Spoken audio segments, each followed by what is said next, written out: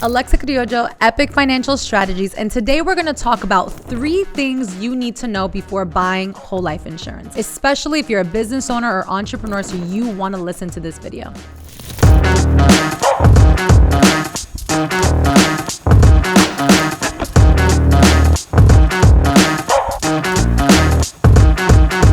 Now, before we get into whole life specifically, I want to take a step back and talk about what life insurance is traditionally known for, which is the death benefit. Now, with whole life, although you do still have a death benefit, and it is permanent, by the way, there is a cash value component. Think about it as a savings that grows for you. What most people fail to realize is that if this product is designed the right way, it could help you do all of these other things throughout your lifetime, including investing, financing debt, building wealth. So what you want to know is what questions to ask to make sure that you're putting yourself in the right position. The first question you want to ask is this a mutually owned company or a stock-owned company? Now, let's explain what the difference is. A mutually owned company is a company owned by its members, aka the policy holders, you, rather than external shareholders. What this means is that the profits are typically distributed among the members, and the focus is usually on providing values to the members, you, rather than maximizing profits overall. A stock-owned company is owned by its shareholders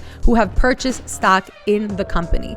These can be individual investors or institutional investors. See, most publicly traded companies like you see on the stock market, they have a duty to produce profit so that they could share with those investing in their company. That's exactly what stock-owned companies do. So they put a middleman, that shareholder, in between you, the policy owner, the member.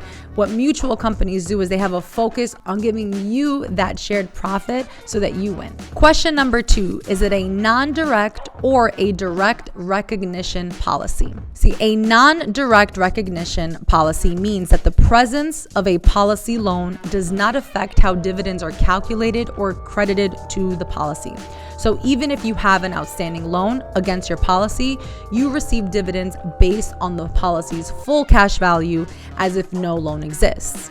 Conversely, a direct recognition policy adjusts the dividend paid based on outstanding loans. This means if you take a loan against your policy, the dividend calculated on the borrowed portion of the cash value might be reduced or adjusted. And listen, I know some people may get triggered by the word loan, but that is the point of having these policies and building up the cash value, is to take out loans to go purchase maybe other income producing assets, financing debt, as I mentioned earlier. So you want to make sure that you're dealing with a company where your dividend is not affected by that process, right? Your dollars will still continue to compound essentially forever while you use those same dollars in other places. In simple terms, a direct recognition company directly recognizes when you have an outstanding loan, and in turn, your dividend is affected, which is what you do not want. In a non-direct recognition policy, you are allowed to take out loans and not affect the dividend that you get that year and every single year after that, which allows your dollar to be working for you in more than one place at the same time, which is what makes these policies so powerful if you're funding them the right way.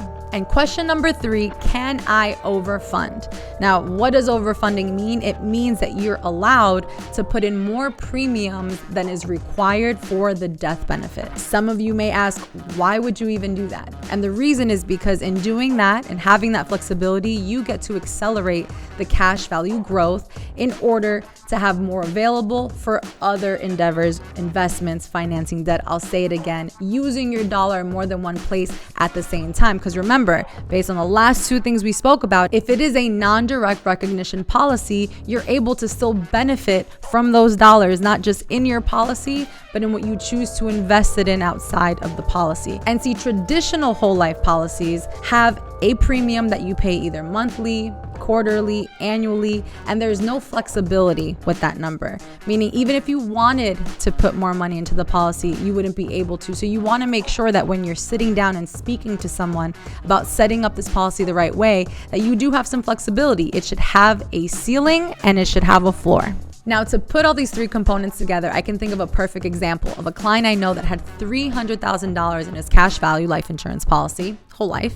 He took a loan from himself, invested as a silent partner in a cash flowing business, and on a quarterly basis would share in the profits. Now, he was smart. He funneled that money back into his policy, all the while that $300,000 in his cash value was still earning dividend and interest inside his policy while producing a new stream of income. Good news for him, eventually he did break even, and now he just has created a new stream of income by being a silent partner in this company still.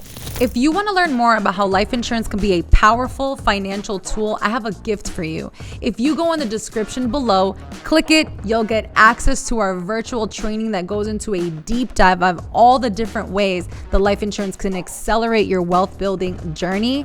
And I'm looking forward to seeing you in the next video.